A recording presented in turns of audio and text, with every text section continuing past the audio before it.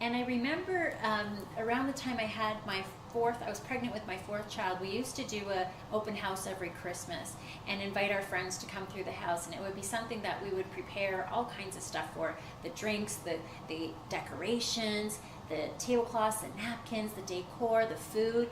And I remember being pregnant and just being completely exhausted keeping this all up and being in the kitchen, and it was hot and I was barefoot and pregnant in the kitchen, and just thinking, I'm not really enjoying this. I'm not really having a good time. Everybody else is having a great time, and I was getting lots of compliments on everything that I had prepared or done or provided, but really I was sort of smiling through it, not really enjoying myself. And so I realized that, maybe people would be okay if I didn't have 25 varieties of appetizers. Maybe they would be okay if there wasn't a signature Christmas punch.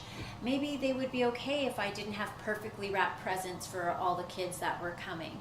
And I started to just change some of that. When I started entertaining, I actually accepted help from other people.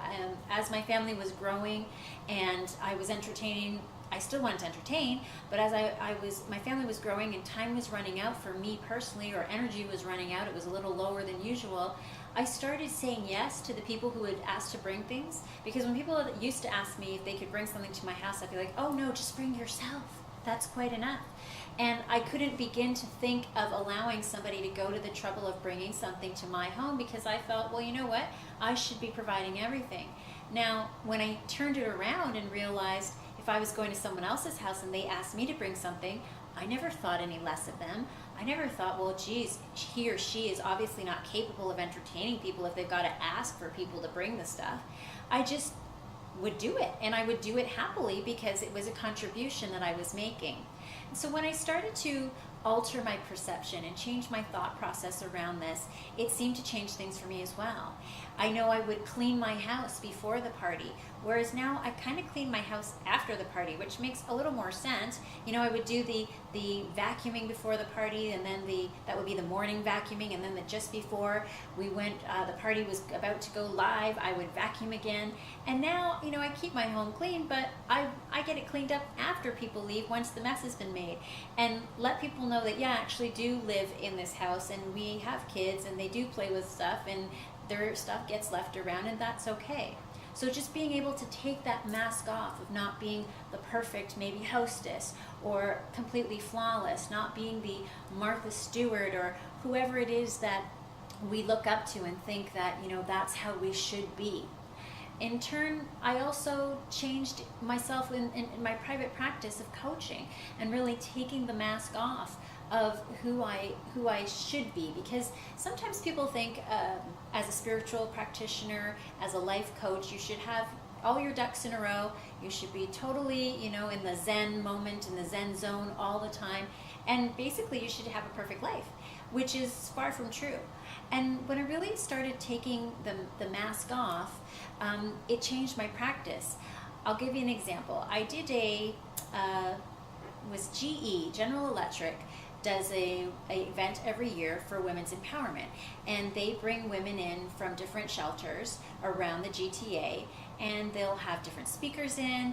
They collect donations of business clothes so that they can help women through workshops of career workshops, self-esteem building workshops, that types of things, and they're allowed to bring their children as well, so they have great activities for the kids, and then they put on these workshops, and then they have this sort of shopping closet where women can go in and get clothes that they may need for job interviews, etc. And I was invited to go in as a speaker teaching the law of attraction. So I went in really focusing more on the presentation, the PowerPoint, what it looked like, what I looked like. And now that I think about it, I was pregnant again. With 4 kids, my stories are going to involve a lot of times when I was pregnant. So yeah, I was pregnant with my third, and I walked in, as I always do, with my blouse on and my fancy heels and my diva look.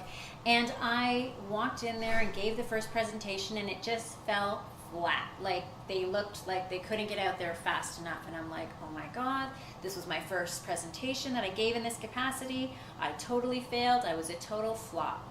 Well, by the time the second presentation went around, I could see it was kind of going the same way. So I decided to kind of toss the booklet aside and just go into my heart and be who I am.